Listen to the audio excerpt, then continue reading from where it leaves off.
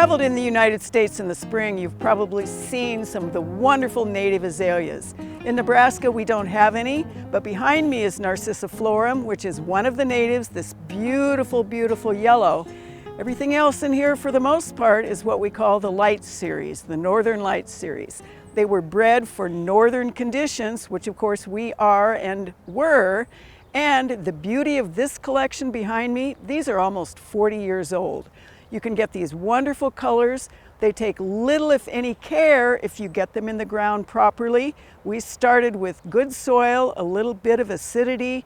We keep them moist, but not too moist. We don't do any pruning to speak of because they don't need much pruning.